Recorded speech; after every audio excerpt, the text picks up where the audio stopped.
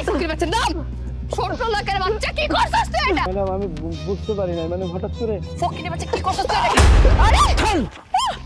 এই ফকিরের বাচ্চা তোর সাহস হয় কি করে হ্যাঁ তুই আমার এত দামি ড্রেসটারে হাত দিয়ে ধরে নোংরা করে ফেলছস ভিখারির বাচ্চা কোথাকার তোর কোনো আইডিয়া আছে আমার ড্রেসের দাম কত ম্যাডাম দেখেন গরিব মানুষ এরকম জুলুম করেন না এই যে অটো চালায় বউ বাচ্চা নিয়ে দুটো ডাল ভাত খায় ম্যাডাম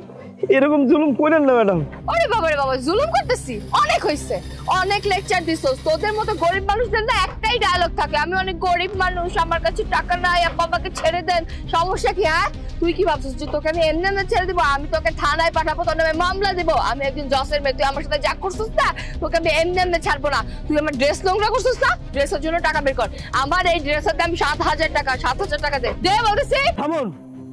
অনেক হইছে অনেক সহ্য করছি আর সহ্য করুম না আপনার টাকা লাগবে তো আমি যে এই যে অটো চালাই বলে আমরা গরিব মানুষ বলে আমরা নোংরা আমরা এখানে শুইলে ময়লা হয়ে যাইব হ্যাঁ খারান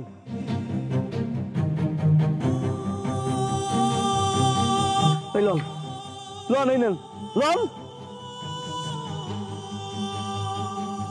আপনার টাকা কি আপনি বুঝে পাইছেন বুঝা আপনারা এসেছেন অনেক ভালো হয়েছে কি হয়েছে জানেন এই যে এই ফকিরনির বাচ্চা রিকশাওয়ালা ও আমার এত দামি গাড়িতে লাগাই দিছে ওর গাড়িটা তার মধ্যে আবার আমার হাত ধরে এই ড্রেসটা নোংরা করে ফেলছে এই জন্য আমি ওর কাছ থেকে টাকা নিয়ে নিছি একদম ভালো করছি না ভাই আপনারা বিশ্বাস করেন আমি ইচ্ছে করে করি নাই তারপরে উনি কি করছে উনি হলো ওই যে ওনার আমার মারতে গেছে দুইবার আমি ওনার হাতটা ধরছি ধরানোর পরে উনি কইছে ওনার হাতে নাকি ময়লা লেগে গেছে ওনার জামায় নাকি ময়লা লেগে গেছে এই জন্য উনি আমার কাছ থেকে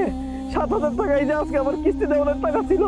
আমি কি করব আমার 7,000 টাকা আমি ওনারা দিয়ে দিয়েছি আমি জানি না কিস্তি কিভাবে দেবো বললাম বাজার ঘাট কি করে করবো কিচ্ছু জানি না আজকে আমার না খেয়ে থাকতে হইব আচ্ছা শোনেন আপনি যেহেতু আমার এই যে 7,000 টাকা নিছেন না আপনার এই যে পোশাকের জন্যই তো আচ্ছা ঠিক আছে মানছি পোশাকটা খুলে দেন পোশাকটা এখনো খোলেন সবাই সামনে খোলেন কি আমি জামা খুলবো মানে কি বলতেছস তুই এসব পাগল হয়ে গেছস হ্যাঁ আমি তো ওনার টাকা দিছি তাহলে উনি পোশাক খুলে দিব না আপনারা কি কোন হ্যাঁ ঠিক আরে কি শুরু করছেন আপনারা কি পাগল হয়ে গেছেন আমি একটা মেয়ে মানুষ আমি এই জামাটা খুলে কিভাবে দিব এখানে হ্যাঁ ম্যাডাম ওটা ঠিক হইছে আপনি জজের মেয়ে হয়ে যে ক্ষমতা দেখেন ওনার প্রতি উনি একটা গরিব মানুষ অসহায় ব্যক্তি ওনার প্রতি জুলুম করেছেন না এখন উনি যে বিচারটা করছে আপনি মেনে নেন আর শোনেন ম্যাডাম আপনি যদি ওনাকে ড্রেসটা না দেন আমি কিন্তু সব বিষয়ে ভিডিও করছি এটা কিন্তু ফেসবুক ভাইরাল করে দিই হ্যাঁ ঠিক কথাই বলছে হ্যাঁ ভাই আপনি আমার পায়ে থাকেন ভাই গরিব মানুষের দুঃখ ভাই সবাই বোঝে না আপনি বুঝছেন আরে বাবা আপনারা এগুলো কি শুরু করছেন আমার টাকা দরকার নেই ধরুন আপনার টাকা আপনি রাখুন আমার লাগবে না আমার কিছু দরকার নেই শুনেন হারান আপনি যে অনেক বড় বড় কথা কইলেন আপনি জজ সাহেবের মায়া হয়েছেন তাই কি আপনি কি সবার মাথা কিনে ফেলছেন ন্যায় অন্যায় কি এই দেশে নাই হ্যাঁ আপনি এত বড় একটা অন্যায় করছেন যে আমরা গরিব মানুষ রিক্সা চালাই আমরা কি মানুষ না আপনার বিচার আমি মানছি তবে আমার বিচার মানতে হবে না আপনি জজের মাইয়া হয়েছেন কি হয়েছেন ভাই আমি কি অন্যায় কোনো কথা কইছি কোন তো হ্যাঁ ঠিক কথাই বলছে আপনি ওনার কাছে ক্ষমা চান ক্ষমা চাবো আমি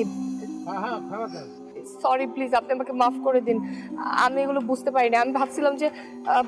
উনি আমাকে নোংরা হাত দিয়ে ধরছে আমার ড্রেসটা নোংরা হয়ে গেছে গাড়ি নষ্ট করে ফেলছে এই জন্য আমি রেগে গেছিলাম আর তাছাড়া আমার বাবা একজন জজ আমি ভাবছিলাম যে ক্ষমতা দিয়ে আমি অনেক কিছু করে ফেলতে পারবো কিন্তু আমি তো কিছুই করতে পারলাম না প্লিজ আপনি আমাকে মাফ করে দিন আমার ভুল হয়ে গেছে আমি আর কখনো মানুষের সাথে এত বাজে আচরণ করবো না ঠিক আছে ম্যাডাম